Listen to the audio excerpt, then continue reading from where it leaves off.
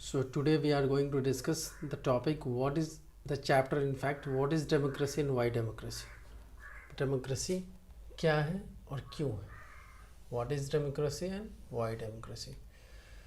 So first of all we just know what is the definition of democracy in simple word. So in simple word it can be said that democracy is a form of government. Democracy is a form of government in which democracy is a form of government in which people is being ruled by their elected representatives so democracy वैसा form of government है जहाँ पर लोगों को उनके चुने हुए प्रतिनिधि उनके चुने हुए रिप्रेजेंटेटिव के ज़रिए उन पर रूल होता है लेकिन ये सिंपली कहना sufficient नहीं होगा, it must be explained. So first of all we will see the first feature of democracy. And what is it? The first feature of democracy, it is decisions should be made by the elected representatives of the people. Means the final decision, whatever the decision is made by the government, that should be by the elected representative of the government. मतलब वो जो decision लिया जा रहा है वो elected representative का ही होना चाहिए, वो उस पर किसी का कोई प्रेशर नहीं होना चाहिए. यहाँ पे एक एग्जांपल हम लोग देखना चाहेंगे इन इट्स ऑफ पाकिस्तान. इन पाकिस्तान इन 1999 परवेज़ मुशर्रफ साहब ने क्या किया था? डेमोक्रेटिक सिस्टम को ख़त्म कर दिया. कैसे? By military coup. Military coup कहते किसे हैं? जहाँ पर मिलिट्री हावी होकर डेमोक्रेटिक सिस्टम को ख़त्म करके अपने अंदर में मतलब अपने आपस में गवर्नेंस को डिस्ट्रीब्यूट कर लेता है.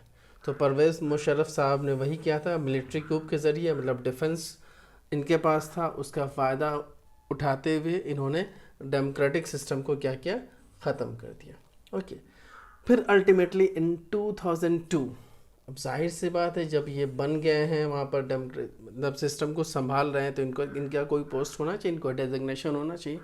तो इन्होंने 2002 में क्या किया? एक लीगल फ्रेमवर्क ऑर्डर पास किया और उस लीगल फ्रेमवर्क ऑर्डर के तहत ये क्या बन गए? प्रेसिडेंट बन गए इन 2002. 1999 में इन्होंने कूप किया और इसके साथ डेमोक्रेटिक सिस्टम को ख़त्म किया. अल्टीमेटली 2002 में इन्होंने लीगल फ्रेमवर्क मतलब कानून को तो आपको अपने फेवर में करना पड़ेगा ना, तो उन्होंने फ्रेमवर्क ऑर्डर को पास किया जिसके तहत इन्होंने अपने आप को प्रेसिडेंट बना लिया.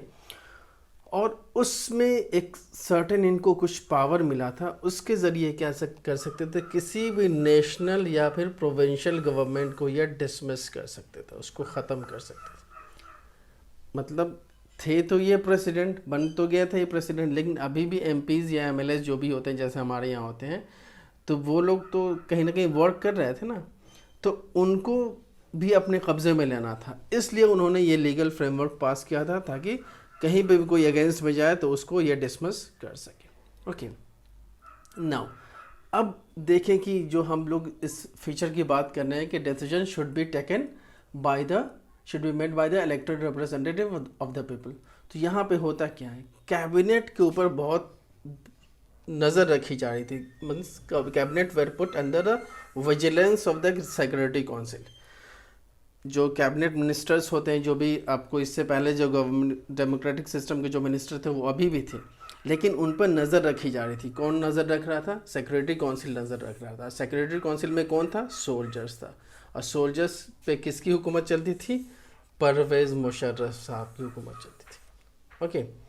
सो जाहिर सी बात है कैबिनेट कोई भी वैसा डिसीजन नहीं ले सकता था जो कि परवेज़ मुशर्रफ के अगेंस्ट में होगा, क्योंकि सोल्जर उसे बता दे कि परवेज़ मुशर्रफ को सर्टेन डिसीजन लिया जा रहा है जो कि आपके फेवर में नहीं है.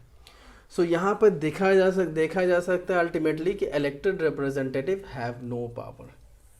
इलेक्टेड रिप्रेजेंटेटिव के पास कोई भी पावर नहीं था. So the first feature of democracy यहाँ पर फॉलो नहीं हो रहा था. हालांकि वो प्रेसिडेंट थे, लीगल फ्रेमवर्क में भी उन्होंने अपने आप को प्रेसिडेंट बना रखा था, लेकिन वो कहीं ना कहीं डेमोक्रेटिक सिस्टम में नहीं आ रहे थे. So this is the case of Pakistan, in which we have discussed the first feature of democracy. In the next video we will discuss the case of China.